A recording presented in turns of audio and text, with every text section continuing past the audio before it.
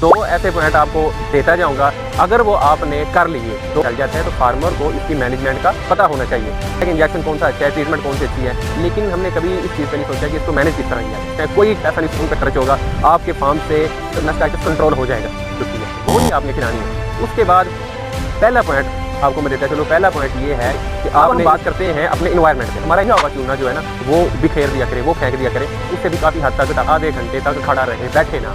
जब वो फोई तैयार कर लेंगे तो वो हमला करेंगे, जिसको हम मैस्टाइटिस कहते हैं। चारों थनों के दूध का जायका बिल्कुल सेम होगी। अगर किसी मैस्टाइटिस इशू स्टार्ट हो चुका है, इसको हम अब यहाँ पर ही आपका जो मैस्टाइटिस है वो कंट्रोल हो जाएगा, ख़त्म हो जाएगा। ये दो काम अगर आप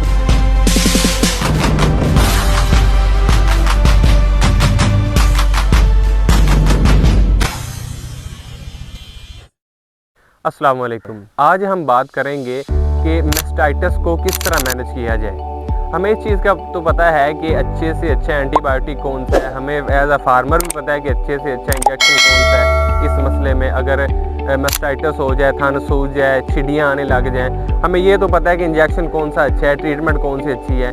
लेकिन हमने कभी इस चीज़ पर नहीं सोचा कि इसको मैनेज किस तरह किया जाए। तो आज हम इसी टॉपिक पे बात करेंगे कि मैस्टाइटिस को मैनेज कैसे किया जाए, यानी कि साड़ू से बचाव के कौन से तरीके हैं जो अपनाए जाए, जिससे हम अपने फार्म पे साड़ू काफ़ी हद तक कंट्रोल कर सकते हैं। वीडियो एंड तक देखिएगा, इंशाल्लाह मैं दो ऐसे पॉइंट आपको देता जाऊंगा। अगर वो आपने कर लिए, दो काम अगर वो आपने कर लिए, फ्री ऑफ कास्ट है, कोई पैसा नहीं उन पर खर्च होगा।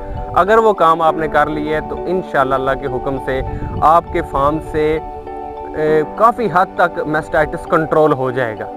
सबसे पहले हम बात करते हैं खुराक की। हम कोशिश करें कि जानवर को जो खुराक दें वो टॉक्सिन से पाक हो, टॉक्सिन से पाक हो। अगर आप साइलेज यूज़ कर रहे हैं उसमें कोशिश करें कि उल्ली वाला साइलेज ना हो। और टुक्कड़ जो हम इस्तेमाल करते हैं, रोटियां, वो तो काफ़ी ज़्यादा टॉक्सिन शुदा होती हैं, यानी कि वो अक्सर आप देखेंगे तो उनके ऊपर उल्ली लगी होती है, वो नहीं आपने खिलानी है। उसके बाद आजकल जो चल रहा है, जिसको अपनी ज़ुबान में पराली कहते हैं, कोशिश करें उससे परहेज़ करें, इन चीज़ों से परहेज़ करें। और अपनी खुराक में कम अज़ कम लाजमी ये काम करें कि टॉक्सिन बाइंडर ज़रूर ऐड करें। टॉक्सिन बाइंडर क्या काम करता है, ये एक अलग से टॉपिक है, इस पर इंशाल्लाह मैं एक अलग वीडियो बनाऊँगा। लेकिन मैं आपको ये चीज़ बताता चलूँ कि टॉक्सिन बाइंडर ये काम करता है कि खुराक के ज़रिए अगर कोई टॉक्सिन जानवर के अंदर चला जाए, जानवर के जिस्म में जो वायबादी होती है, टॉक्सिन बाइंडर उसका खराज करवाता है। इसलिए कम अज़ कम टॉक्सिन बाइंडर इस्तेमाल करें और मीठा सोडा लाजमी इस्तेमाल करें। इसके बहुत ज़्यादा फ़ायदे हैं, ये भी एक अलग से टॉपिक है, इस पे इंशाल्लाह एक अलग से वीडियो बनाएंगे। अब हम बात करते हैं अपने इन्वायरमेंट पे। हमारा इन्वायरमेंट कैसा होना चाहिए। इन्वायरमेंट में हमारा सबसे पहले आता है कि जानवर के बैठने की जगह।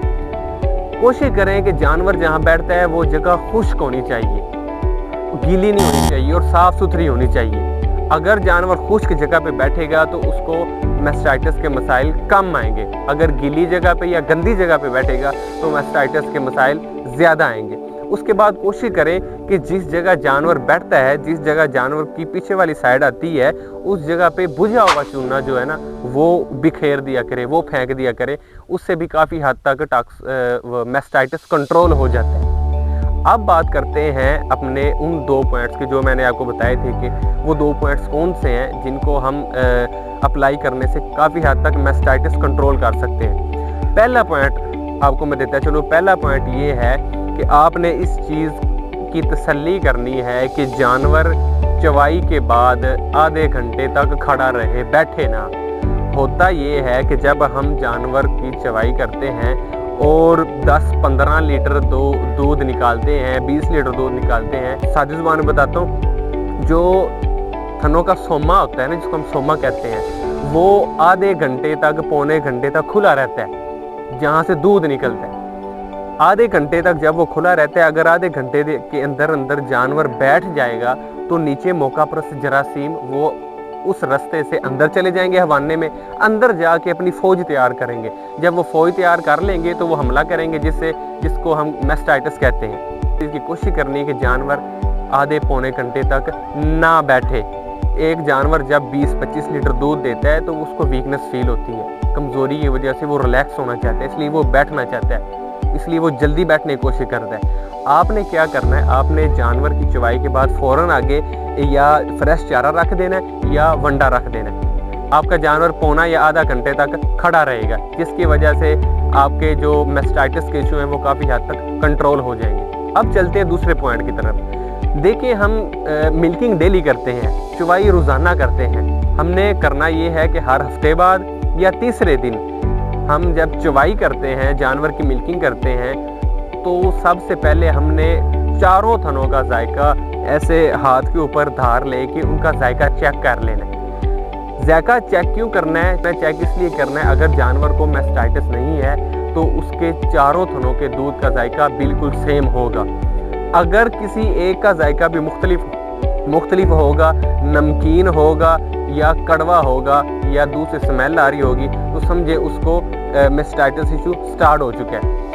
इसको हम अपनी ज़ुबान में छुपा हुआ लुकिया साड़ू, पंजाबी में कहते हैं लुकिया साड़ू इसको कहते हैं। इसको जैसे ही आपको ये पता चल जाए, आप देख लें जायका इसका मुख्तलिफ है, फौरी तौर पे अपने मुतलका एरिया के डॉक्टर से रब्ता करें और उनको बताएं कि ये इशू है, वो आके ट्रीटमेंट करेगा और इंशाल्लाह यहाँ पर ही आपका जो मैस्टाइटिस है वो कंट्रोल हो जाएगा, ख़त्म हो जाएगा।